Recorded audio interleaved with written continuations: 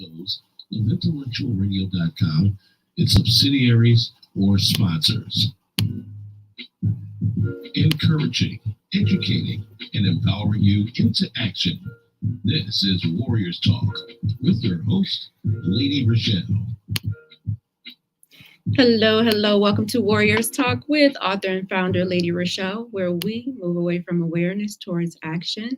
It's Health and Wellness Monday, and our topic for today is Disparities in Breast Cancer Outcomes for Black Women. We are live on Intellectual Radio. We just heard from the Drive FI with Roman. Keep it locked right here on Intellectual Radio and allow us to feed your brain. On the last episode of Warriors Talk, I talked about breast cancer survivorship misconceptions. Head on over to YouTube and type in Intellectual Radio and stay connected for any episodes you may have missed. The quote of the day is, "A woman is like a tea bag. You can't tell how strong she is until you put her in hot water." And that quote came from Nancy Reagan. Our trending topic today is about Suzanne Somers. And if you don't know who Suzanne Somers is, if you were born, I want to say back in the 70s, and you watched some of the sitcoms that were on, then you have seen Suzanne Somers, and she was on Three's Company. That's where I remember her from. And this is a picture of her right now.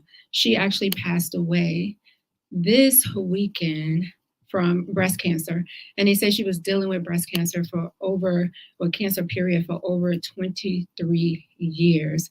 And she actually survived, they said, an aggressive form of breast cancer.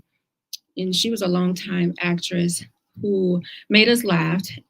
And she was known as what they would call a dumb blonde.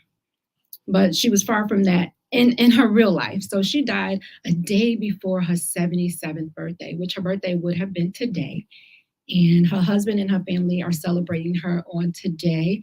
And we are going to miss her and the way that she made us laugh. And Three's Company, it said it came out in 1977, where she played Chrissy Snow. And she had roommates, Janet Wood and Jack Tripper. And again, it made all of us laugh.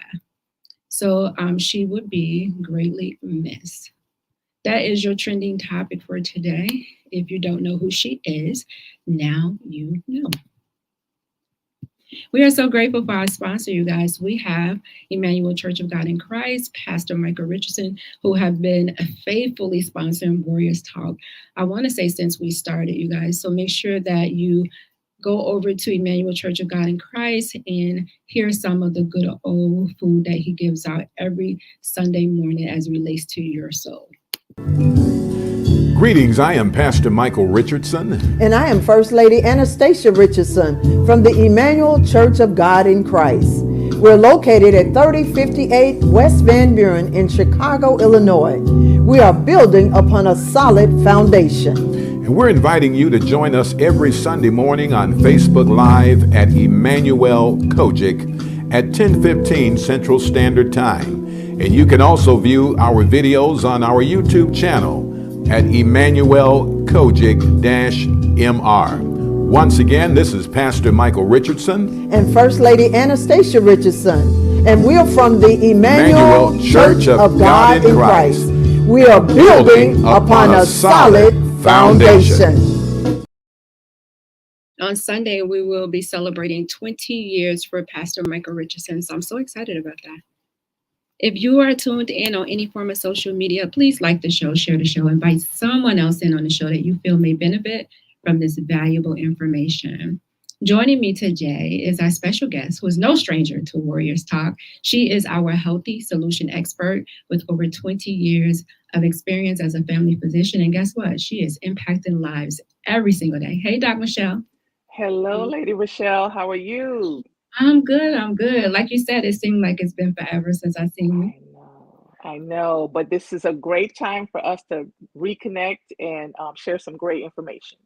Yes, and today's topic it's a sensitive one to me. It really is, but it's one that needs to be talked about, especially if you're an African-American woman. This is something that you just can't turn a blind eye to. And we're talking about disparities in breast cancer outcomes for Black women. And Dr. Michelle, some of these statistics were just so alarming. And it could be depressing all at the same time when you're reading it and you're thinking about it. But I feel like this show is educational, so you're going to walk away feeling educated. And of course, we want you to take action with the information that you get. Yeah, we always highlight breast cancer in October, right? But we should be talking about it and thinking about it 12 months out of the year. As you said, some of the statistics, can be alarming, right? We know 1 in 8 women can be diagnosed with breast cancer. Every 2 minutes, a woman is diagnosed. Every 13 minutes, a woman can die from breast cancer. And we know that there's disparities between who lives and who dies, who gets breast cancer and who doesn't. And that even though we're doing such a great job with detecting and treating breast cancer, Black women still tend to die more frequently from breast cancer. In fact, they're 40% more likely than white women to die from breast cancer. That's alarming when you think about that. Like 40%. Like, what are we doing so wrong that we are losing our lives to this disease? Yeah, well, I hate to say we're doing anything wrong, right? We know it's a multifactorial problem. We talk about early detection. We're talking about some genetic factors. We're talking about cultural norms, socioeconomic access to diagnosis and treatment. And so all of those things lend to the statistics that we are seeing now. I always think about the triple threat when it comes to African American women. You talk about being more aggressive, younger, and the mortality rate as it relates to us. So it's like those three main things. When you think about breast cancer, you get a diagnosis, immediately following that diagnosis, it's either going to be it's aggressive or you're younger, or the mortality rate is like, wow, let me just digest this first before I go into anything else. Yeah, well, not all breast cancers are the same, right? So it depends on what type of breast cancer you have, when it's detected. We know we always hear about early detection saves lives. Well, we know that if we can catch that cancer early, even at a stage 0, that you are more likely to have an increased survivorship. We're better able to treat it. We're better able to prevent spread of that cancer. And so mammograms, we talk about it all the time, mammograms and really self-breast exams. I was at a exercise event with my fit family this weekend. It was all about breast cancer and supporting that and raising funds for that. And we had some of the ladies talk about their experience. And we found that there is a wide variety of how they're diagnosed, right? Some find their own lumps, some had a mammogram months before and then was diagnosed, shortly thereafter, and things like that. So we know there are certain things that we can do. One is get your mammogram. Right now, we recommend at age 40, but there are other things that play a part in that, right? So if you have a family history of breast cancer in mom or grandparents or aunts, sisters, what we call a first degree relative, then you should be screened earlier than age 40. And we say that if, depending on what age your family member was diagnosed, let's say you have a family member that was diagnosed at age 35, then you should be diagnosed at least 5 to 10 years before that. You should be getting your mammogram at least 5 to 10 years before that. And then also, any children. So we want to be sure we do that. And we also want to be sure that you know your breast, right? Feel your breast, squeeze the nipples, things like that to look for any changes. So I know that there's a controversy going around when it comes to mammograms too, saying like, are they really necessary? Because they catch cancer early, it doesn't stop cancer from coming. If you're getting a mammogram, depending on what type of mammogram you're getting, because a mammogram is for women who don't have symptoms, right? You're not going to get a mammogram because you have symptoms. You're getting a mammogram because that's the standard thing, that's the norm to do. By the time you have symptoms, you are getting a different type of mammogram because you have these symptoms, and now they want to know, okay, what is this? What type of symptom this is? If it's a lump or whatever it is that you're having. Yeah, so there's different tests that you can get depending on what's going on, right? And you would talk to your doctor about that. So yes, there's screening mammograms. Mammograms are more are better at detecting small cancers now than mammograms were 20, 30 years ago. And so you're right. So if the first step is a mammogram is going to detect an early cancer, but we haven't even talked about prevention. So we'll get to that, right? How you try to prevent the risk of getting cancer. But mammograms are going to detect early cancers. There's MRI mammograms, there's more mammograms that can detect cancers in different ways. But if you're having symptoms, you should certainly be talking to your doctor about getting a mammogram, an ultrasound, an MRI. There are different tests that they can order to be sure that we are looking at the breast tissue under the arm, lymph nodes, and all of that fully to be sure that there's nothing being missed. But you are right that mammograms are to detect a cancer, but what do we do about prevention? I think prevention is a whole other category, because with breast cancer, we preach early detection. And when I hear that, that makes me think that there's no way to prevent this if we're constantly pushing early detection for breast cancer. It's like, catch it early, catch it early, catch it early. And it's like, well, what about prevention? Why are we not pushing prevention? Why are we just concentrating on catching it early? Because catching it early means I have cancer. And that means that I'm going to have to deal with this lifelong diagnosis. I'm going to have to deal with this for the rest of my life. Cancer is going to be attached to my medical file. So, and I know the reason why we focus on early detection, but many people may not. Yeah, so you're right. The first part of it is, okay, nothing is 100% preventable to decrease, to say, I am 100% free, I am not going to get cancer, right?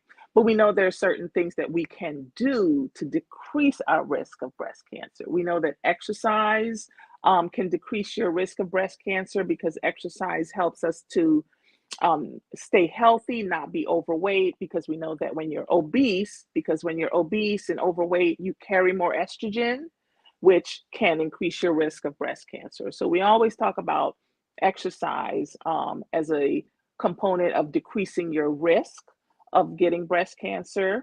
We talk about decreasing your alcohol intake as a component of prevention, because we know that also alcohol, which is sugars, right? Alcohol is essentially sugar, has a couple of factors there, right? It can lead to being obese or overweight if you're drinking.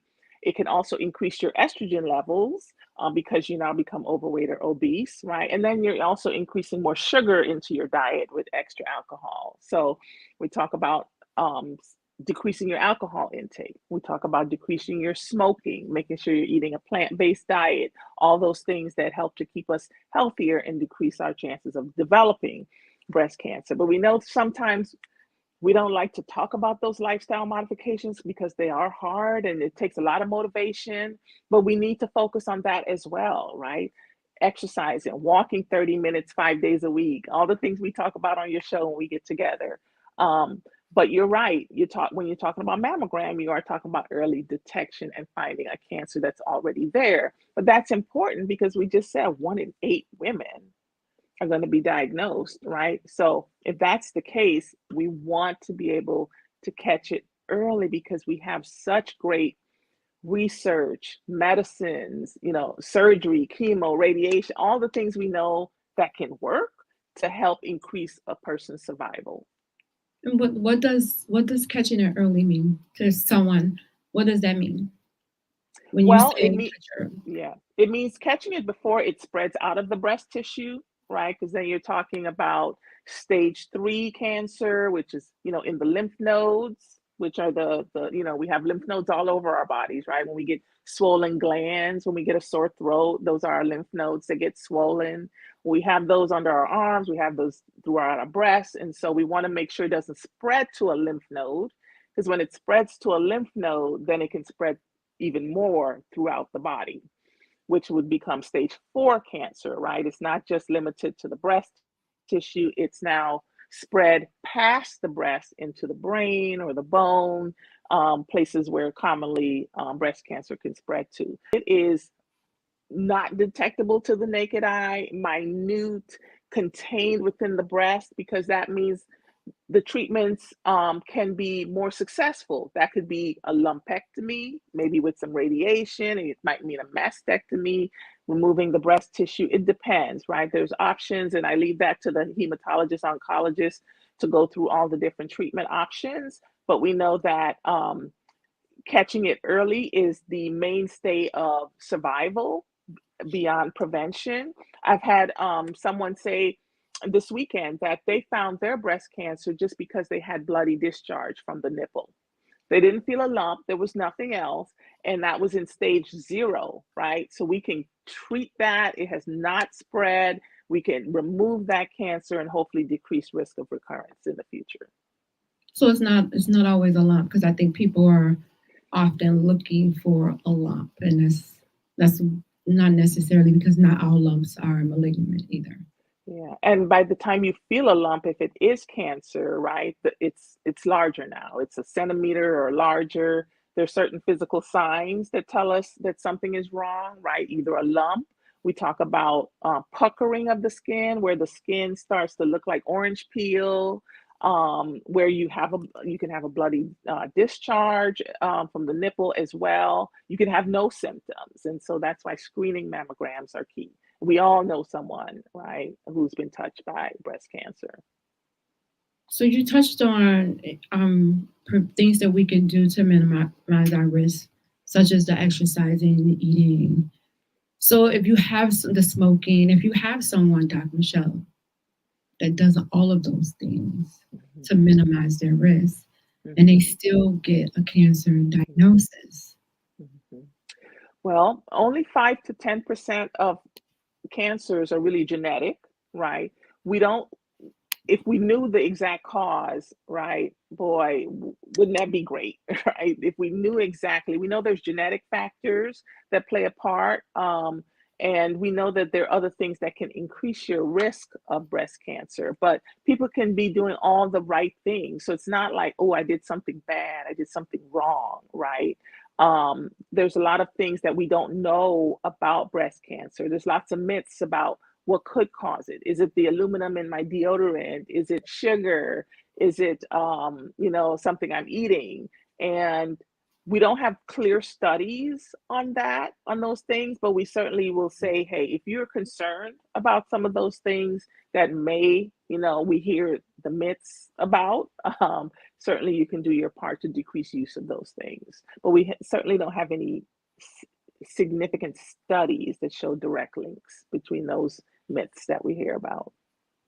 So we know that 85% of women that are diagnosed with cancer do not have a family history. And like you said, that 5 to 10% have that genetic link. And that's why it's important to know what your family history looks like when it comes to any type of diseases that are in your family, so that you can be equipped when you go to the doctor to talk to them and say, okay, here is my history, to see if they have some type of plan for you. So with my daughters, I was diagnosed at 43. So right now, my 25-year-old is already talking to her daughter about breast cancer.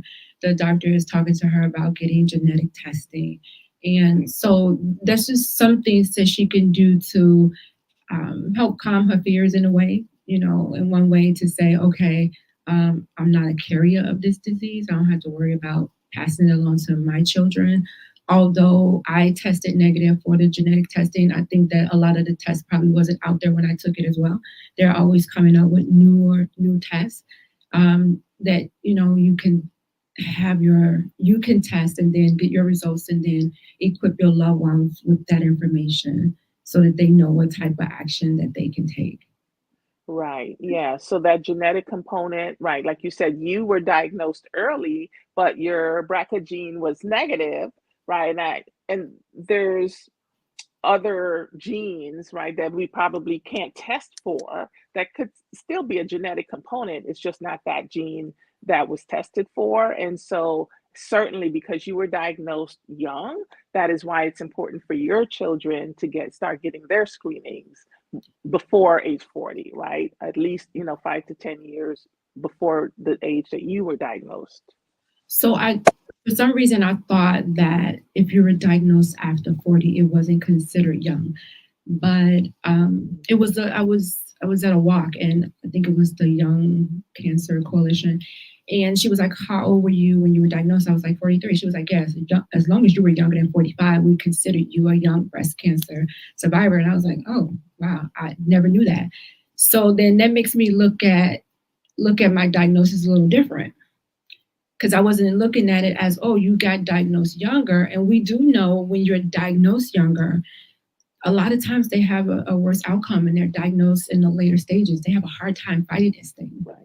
Right. That's one of the disparities too, is that for Black women, they tend to be diagnosed younger, and they tend to have that triple negative, more aggressive breast cancer, which, we don't have those other medications to give to help decrease your risk of recurrence. And so, so with triple negative, that's one of the things that occurs more common in African American women. And I was reading a study that said that when a woman has more babies, it seems to increase her risk of triple negative breast cancer, whereas having more babies could decrease your risk of the other types of cancers. But that triple negative aggressive, right? And then if you're a Black woman and you're young and you're having more babies, right, then you may be at increased risk. And we do think that breastfeeding actually tends to decrease that increased risk of breast cancer. But we tend not to breastfeed as much in the African American community. And I think they could throw that one out the window, because I breastfed all of my babies past 1 year. So that one, I think they can really stop using that one, because I don't think that one is relevant. Yeah, we don't know, right? And that's the thing about breast cancers. There's so many studies that are done, and this was the NIH study that said that, right? But the point is, as we look at Black women, right, and we see that they're more likely to be diagnosed with the triple negative aggressive type breast cancer, we're looking for, okay, well, what are the links that cause that to happen, right? And so that's one of the theories that we have been able to find. But again, because Black women tend to be diagnosed younger with more aggressive disease, it's very important to screen early and do the preventative things, right? Because we also talked about previously on the show about all the chronic comorbid conditions that are more common in the African American community, right? Like obesity, like diabetes, which would increase, the sugar in your system, which all cells feed off of sugar, right? So we don't know that sugar causes cancer, but we know that cells like to use sugar for energy. So does that increase growth of cancers? And so we're looking at all these factors, ReShell, to try to understand. And we wish we could say, oh yeah, it's A, B, C. If you stop doing these three things, you won't get breast cancer. But we can't do that. But we can give lots of education about, make sure that, you're not eating a lot of sweets. Make sure you're exercising, and getting 150 minutes a week of exercise, and, make sure you're not smoking, make sure you're eating a plant-based diet. I mean, all those things that we talk about on all your shows, because we know that these things, can help in overall health. I was one of those who were diagnosed with the triple negative breast cancer. And I'm like, what is this? Because at the time I didn't know about the different subtypes of breast cancer. I just thought it was just one breast cancer. But I do know now that there's different types, subtypes of breast cancer, and some more aggressive than others. And this just happens to be the triple negative, one of those that are more aggressive. So when I got my treatment, they threw everything at me, every single thing at me, because they didn't really know how to treat it. They just figured like, if we throw everything at her, maybe it'll help keep the cancer at bay, give her some more time, whatever. Maybe she'll be one of the lucky ones to where it'll work and she don't have to worry about it coming back or whatever. So that's kind of scary in itself too, because I did ask my doctor once I was done with treatment, she was like, you're doing so well, you know, I'm so proud of you. You've been doing really well, as I was coming back, you know, for my appointments within that 5 years. And she was like, I'm gonna have to release you because, you know, you're doing well. There's no need for you to keep seeing me. And I was like, okay, well, what are you gonna do? What kind of medicine you're gonna give me? What am I gonna be on? Like, what am I gonna be doing? She was like, nothing, just, you know, watch your body. If you see anything changes, go to your general doctor. If you need to see me, they'll send you over here. Like, you're not giving you any pills. You're not getting any scans, none of that. And I was just like, what? I felt like she just like threw me out the window and I was just hanging there, just waiting for something to happen. And I was just like, how could that be when I see other women that are diagnosed with certain types of cancer and they're on tamoxifen and all of these other things. And I'm just like, so I'm just out here with nothing after you just threw everything on me.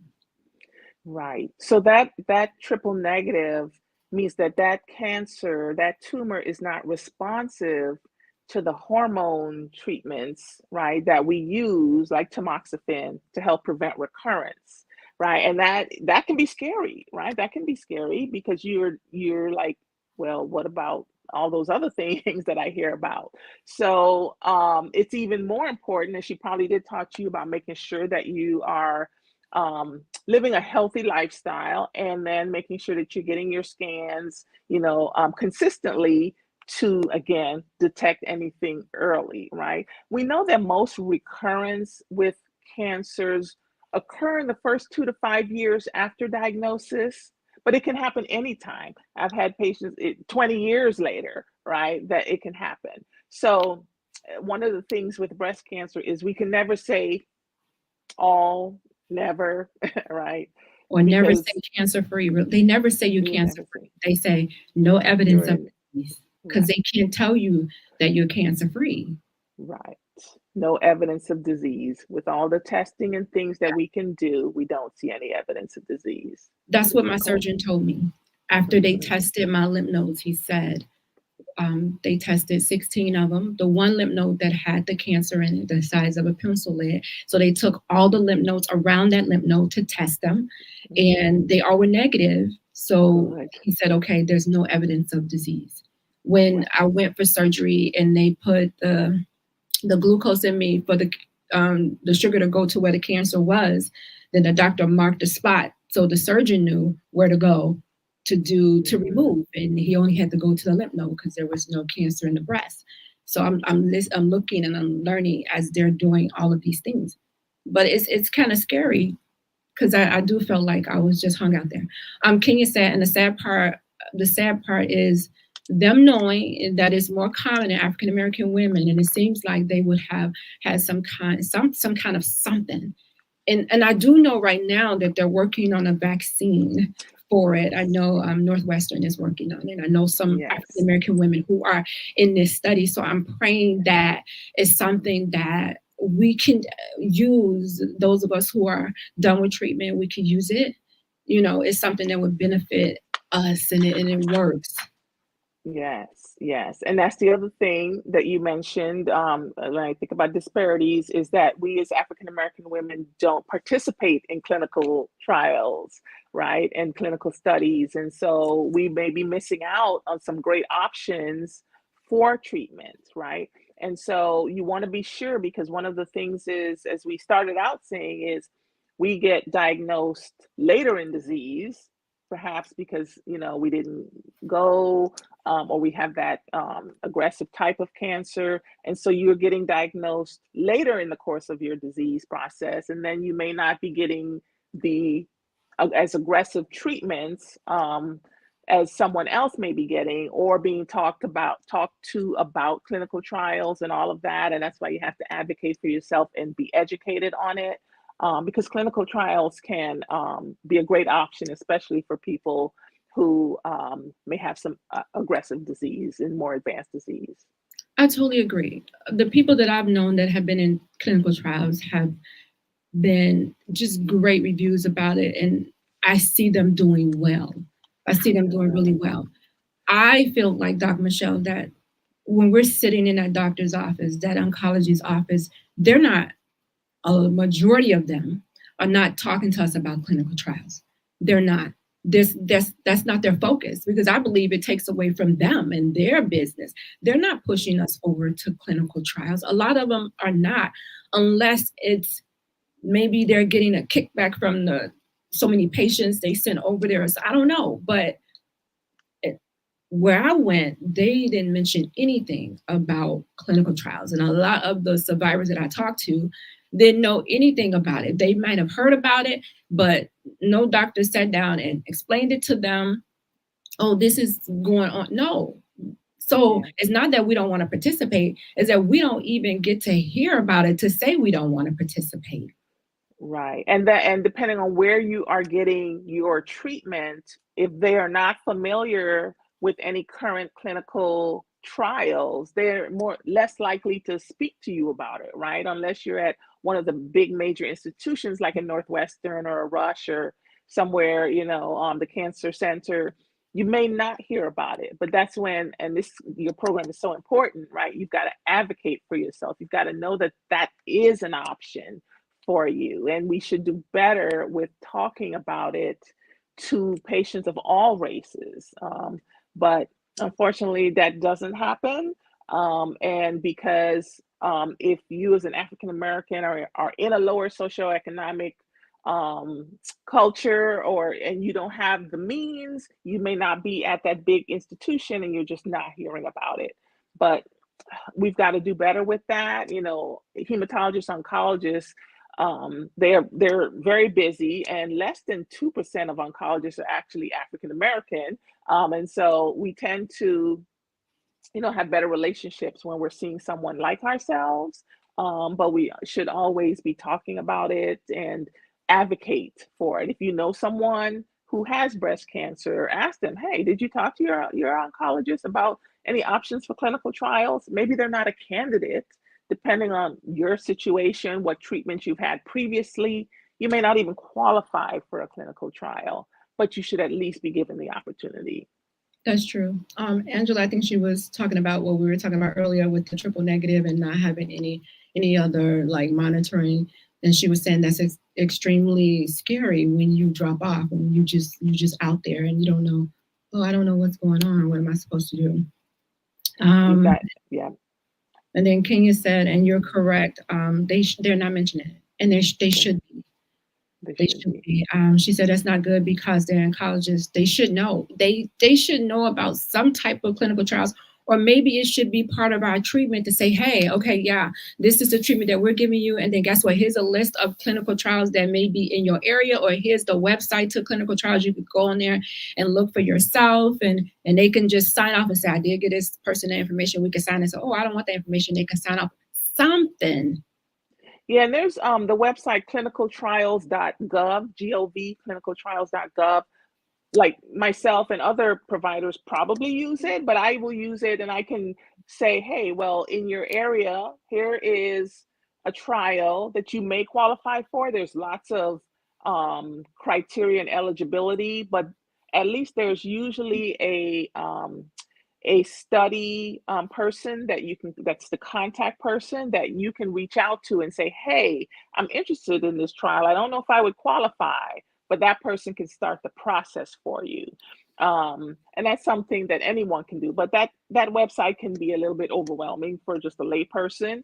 But there is a website out there called clinicaltrials.gov, and you put in your state and your cancer, and it will pull up trials and where they are and so forth. And then that's something you can even say, hey, to your doctor, I did go on this site. Can you look into this for me? Sometimes you have to be an advocate for yourself as well. Angela says, I promise you, I've tried to get in clinical studies. I was told you have to be at a certain stage. You have to live in a certain area or a certain hospital. That was so disheartening for me.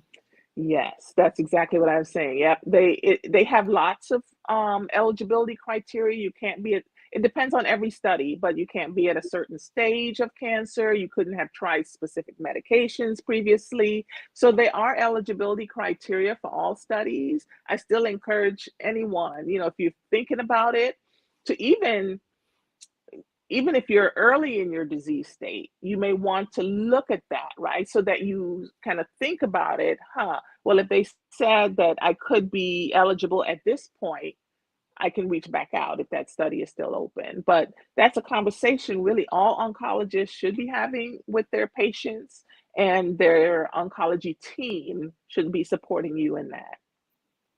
Kenya was saying the same thing, that there should be no criteria when you've previously been diagnosed with cancer. Yeah, they have criteria, because if you've tried certain, depending on what the study is for, right? If you've tried certain medications, you would, not be able to try that same one because, you failed it or something of that nature.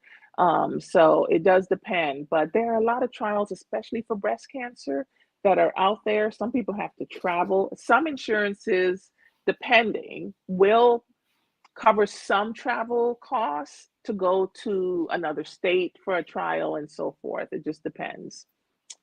Kenya, I think Kenya typing so fast. I'm trying to see what she said. Are you saying you set me out to fail because now it's humiliating? Maybe they already know if she was diagnosed with triple negative, what medication was she given? She typed. That's okay. I know you want to get your Nicole's typing fast. That's okay.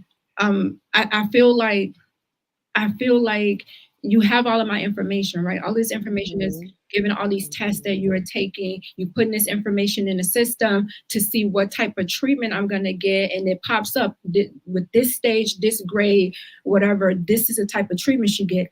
It also should pop up. These are the clinical trials that are in your area that you can be a part of. So we talk about that all the time. Yes, that there should be, and that's part of, we call it the fragmentation of the healthcare system. That's a whole different topic. But wouldn't it be great if, right, you have that diagnosis in the electronic medical record, and we have what you've tried, and just from that, could we be able to say, oh, well, here are some trials that maybe you would qualify for, right? But it's not quite that simple right now. We wish it was, but oncologists do have a better sort of pathway to some of those clinical trials. And depending on where the trial is, what state you're in, you should definitely have the conversation, and have the conversation early in your treatment plan, so you know what the options are. Sometimes in the African American community, because we already have some mistrust of the healthcare system, we may not even be open to clinical trials because of history. But how, Dr. Michelle, not to cut you off, how do we rebuild or mend that relationship, for us to have that trust again? Where does it start?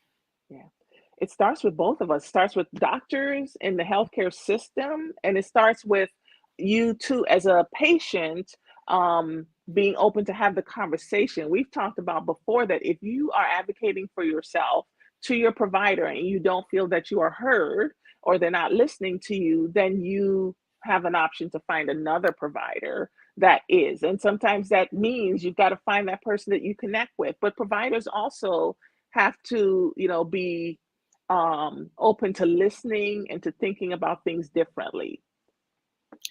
Can you say, no offense to you, Dr. Michelle, but that's why it's important that we band together as previous triple negative cancer recipients and march on Washington. There's no way that they always ask for money for scientific reasons, and then there's nothing out there for us. Man, I totally agree with that. There's studies, there's clinical trials. I know that they triple are negative because I see it. But come on, all these smart people out here, you mean to tell me can't none of y'all come up with nothing? Nobody. Not even close. What are we doing? Frustrating. Yes, frustrating.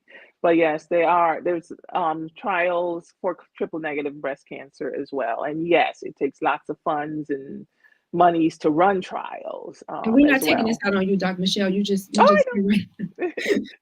These are great points she's making. These great points. Angela said, my physician told me about clinical trials. I've been seeing the same physician for 31 years in the Lawndale Christian Health Center. He's out of Mount Sinai Hospital in the North Lawndale area. He wrote a letter a couple of times of clinical trials because I turned it down. Where at least he is constantly pushing it out there to you, because it may be one that you may say, oh yeah, let me try that one. Right. Yes. Yeah. And that's the thing. Yeah.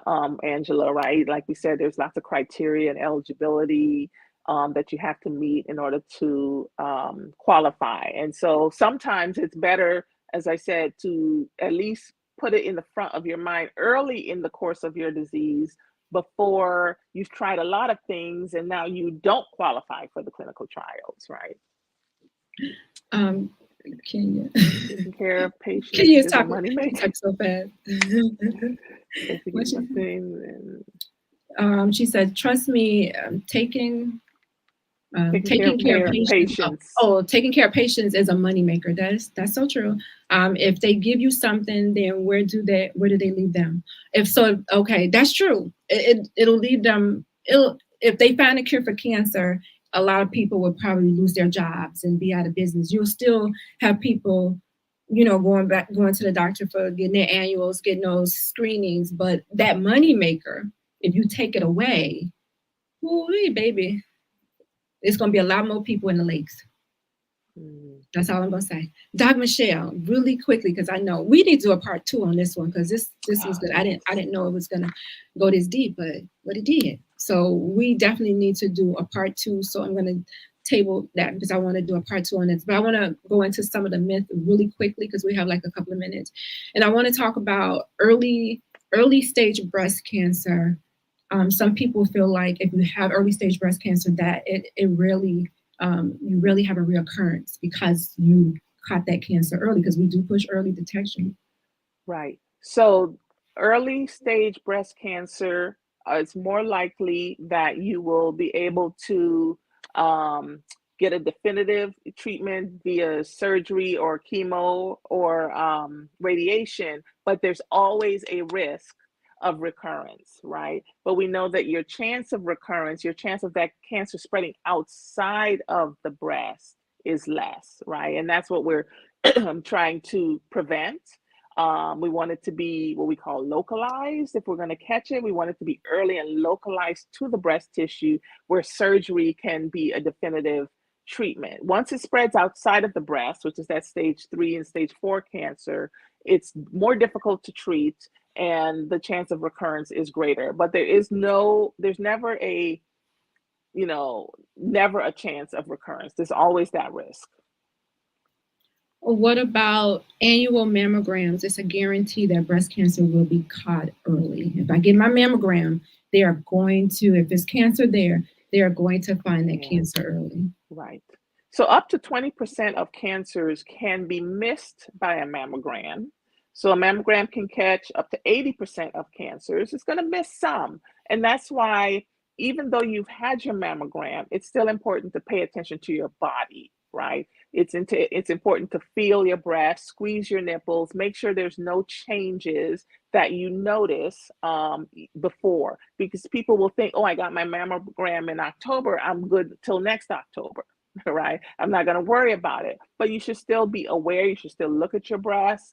When you examine and do self-breast exams, I'd say the shower is a great place to do that because a soapy hand slides easier over breast tissue, and you can kind of feel little lumps a little bit easier when your hand is wet and soapy. But definitely some cancers can be missed even with mammograms. So that's how I found my lump, in the shower, when I got in the shower and did my breast exam. Angela said, I've been saying this since I finished my treatment, both her treatments, chemo and radiation. Kenya, you're absolutely right. This is so deep and meaningful to me as a Black woman. This should set off an alarm for Black women, because even though the incidence of breast cancer for us is not higher than white women, but when we get breast cancer, guess what? We are 40% more likely to die. Sad statistic, right? Yeah. We gotta catch it earlier. Go ahead. No, I was going to say, we're going to do a part 2 on this show, but I want you to give us wrap it up for me and give us some words of wisdom when it comes to disparities, breast cancer outcomes for Black women. Yes. So this is a really, really important topic that we're talking about. And yes, let's definitely reconnect on this. But the take home, I would say right now, is on prevention. There are things that we can do, right? We talk a lot about early detection, but prevention, have a healthy weight, exercise, decrease your alcohol intake, decrease your sugar intake, and limit smoking, quit smoking if you do. So all those things can help with prevention. But then the other piece is early detection, right? Your annual mammogram, examine your breasts, touch your breasts, squeeze them, make sure that if any lump that is new to you, that you bring it to your doctor, right? Because breasts are lumpy anyway. I always tell patients, hey, okay, we've checked you. We know these lumps are your lumps, but if you feel a new lump, you need to let me know about it, right? And then making sure that you advocate for yourself when you're at the doctor and ask questions. Yes. So if you could do this in 30 seconds, she said, Angela wants to know that how come the grade of your lump is not talked about or explained to us?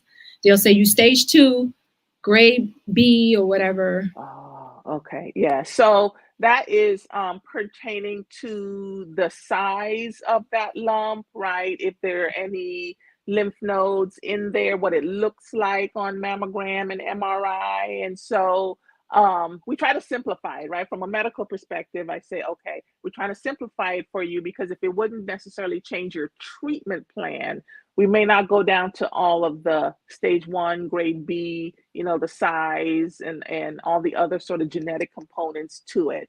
But those are questions certainly to ask. And if you have a question, I always say, if you have a question, no question is dumb, ask your doctor and they should answer it for you. Awesome. Kenya said, thank you so much, Dr. Michelle. You are the best. Yes. And Dr. Michelle, we would definitely do a part 2 on this topic because it's a very important topic. And I know that individuals need to hear about it. You guys, I need to wrap up because I got somebody from us. On the last comment, it says, and that's a huge problem because they be talking to you from a medical standpoint and not talking to you like as a patient. Like some things you may not understand. And it's important for when you leave a doctor's office that you do understand what they're talking about. Yes, absolutely. All right, you guys, I am wrapping this up. Please do not go anywhere. I have someone coming behind me. It's the People Show with Mark Wallace and Charles Thomas. So stay tuned. I will leave you with these words of wisdom. The human spirit is stronger than anything that can happen to it. So join me next Monday right here on Intellectual Radio. As always, thank you for tuning in to Warriors Talk with author and founder Lady ReShell, where we are changing lives one warrior at a time. Thank you for listening to this week's edition of Warriors Talk with Lady ReShell. To find out more about Warriors Talk, follow at Warriors Talk, the number 1, on all social media outlets, and Warriors Talk with Lady ReShell on YouTube. Please join us next week and every Monday evening at 6 p.m. Central Standard Time on intellectualradio.com for Warriors Talk with Lady ReShell, where we encourage, educate, and empower you into action.